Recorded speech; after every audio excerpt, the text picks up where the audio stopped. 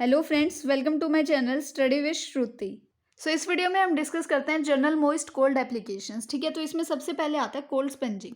Cold spongin क्या होता है कि ये रिड्यूस करता है टेम्परेचर को पेशेंट को अगर हाइपर पायरेक्सिया यानी कि बॉडी का टेम्परेचर इंक्रीज हो रखा है।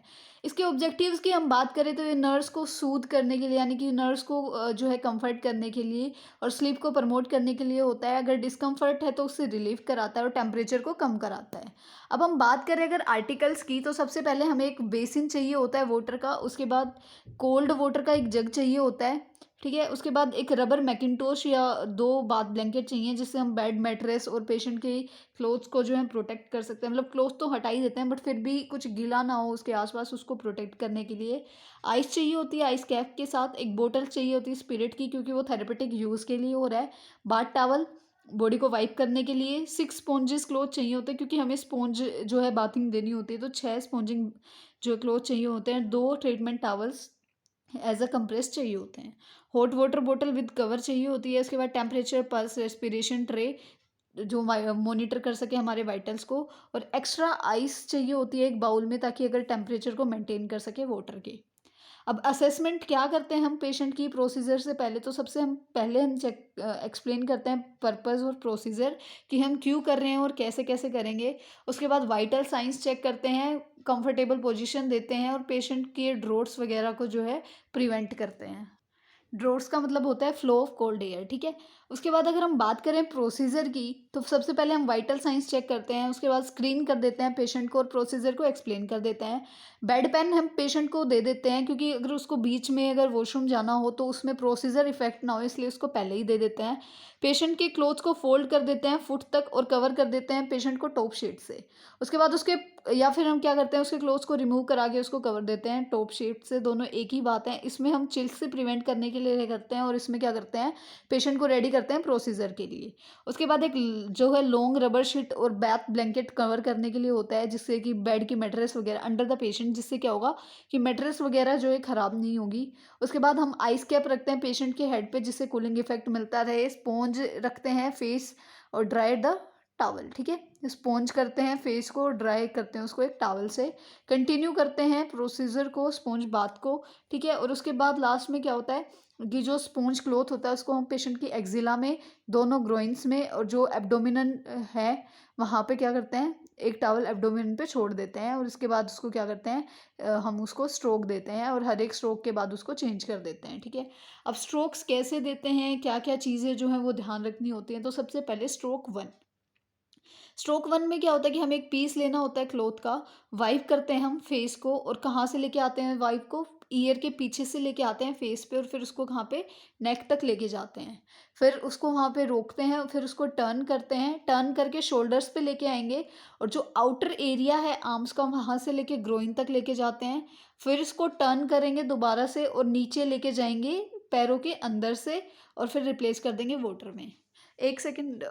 तो ऐसे करते हैं कि मान लो ये हमारे क्या है, हमने हमारा फेस है ना, ये फेस है, यहाँ पे हमारे ईयर हैं, तो ईयर के पीछे से हम जो है वो लेके आते हैं, फेस को वाइप करते हैं, नेक को वाइप करते हैं, शोल्डर तक लेके जाते हैं। ठीक है, शोल्डर तक लेके जाने के बाद जो हमारी आर्म्स होते हैं ना, आर्म्स उसके आउटर साइड पार्ट से लेके ग्रोइन रीजन तक जो है हम लेके जाएंगे। उसके बाद क्या करेंगे, इनसाइड द लेग्स। ठीक है, इनसाइड द लेग्स करके उसको पानी में डाल देंगे। उसके बाद हम यूज़ करते हैं सेकंड स्पॉन्ज। ठीक है, सेकंड पीस ऑफ स्पॉन्ज। उसके लिए अब हम क्या करेंगे, नेक तक लेके जाएंगे, टर्न करेंगे आउटसाइड द शोल्डर। ठीक है, अभी हम कहाँ पे आउटसाइड द लेके गए थे ना, हम लेके गए थे पहले में, तो दूसरे में क्या कर देंगे, उसका उल्टा कर देंगे कि नेक तक लेके जाएंगे उसको, फिर शोल्डर से एक्जिला, फिर रेस्ट कराएंगे एक्जिला में, फिर उसको टर्न कर देंगे और फिर हम आउटसाइड ले गए थे अभी आउटसाइड ले जाएंगे, आर्म्स के अंदर से और लेग्स के बाहर से कर देंगे। ठीक है, इसके बाद जो है हम उसको फिर से पानी में चेंज कर देंगे। उसके बाद हम दूसरा जो पहले वाला स्पॉन्ज था वो लेंगे और जो हमारे ब्रेस्ट का एरिया रह गया और जो हमारे एक्जिला, ब्रेस्ट को करके राउंड राउंड ऐसे राउंड राउंड में साफ करके एक्जिला में ले जाके उसको टर्न करेंगे और जो लेटरल पार्ट है बॉडी का, जो लेग्स वगैरह ये रह गई हैं, इनको इससे क्लीन कर देंगे। उसके बाद इसको हम रिप्लेस कर देंगे पानी में और पानी से अच्छे से वॉश कर देंगे। जब ये एक प्रोसीजर कंप्लीट हो जाएगा तो जो पानी वगैरह बेड पे गिरा है हम उसको क्लीन कर देंगे। हमें ऐसे जो ये स्ट्रोक्स हैं, एक साइड के स्ट्रोक करने के बाद हमें 8 मिनट के लिए, मतलब जो स्ट्रोक्स होती हैं बॉडी की एक साइड में वो 8 मिनट में देनी होती है और रिपीट करना होता है दूसरी साइड, सेम प्रोसीजर। उसके बाद जो सारे स्ट्रोक्स हैं उनको हम क्या करते हैं, after each set of stroke जो भी कंप्रेस है उसको हम चेंज कर देंगे एब्डोमिनल पे और स्पॉन्ज करेंगे बैक साइड।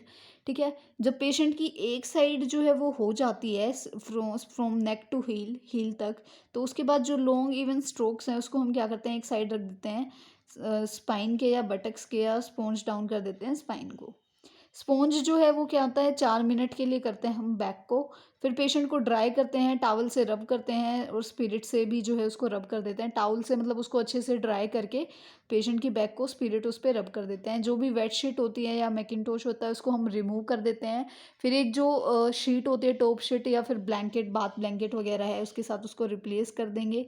अच्छे से पेशेंट को क्या है उसके क्लोथ्स उस पर डाल देंगे, उसको ब्लैंकेट जो वगैरह था उसको रिमूव कर देंगे बाथ ब्लैंकेट को, और रिप्लेस कर देंगे जो बेड क्लोथ्स थे। 30 मिनट के बाद हम उसके टीपीआर जो इफेक्ट होता है स्पॉन्ज का पेशेंट पे वो सब हम चेक करते हैं। अब इसमें हमें पॉइंट्स क्या क्या ध्यान रखने होते हैं, तो सबसे पहले हमें पेशेंट को ऑब्जर्व करना होता है केयरफुली प्रोसीजर के बाद। अगर कोई भी अननेसेसरी एक्सपोजर है तो उसको अवॉइड करना है। फ्रिक्शन को यूज़, कहीं पे भी फ्रिक्शन नहीं होनी चाहिए, और स्पॉन्ज जो है वो 20 मिनट के लिए देना है। और अगर कोई भी अनटोल्ड है, मतलब कुछ भी ऐसा रिएक्शन है कि पेशेंट को हमें नहीं लग रहा कि वो रिएक्शन आना चाहिए था, तो हम अपने केस को डिसकंटिन्यू कर देते हैं प्रोसीजर को।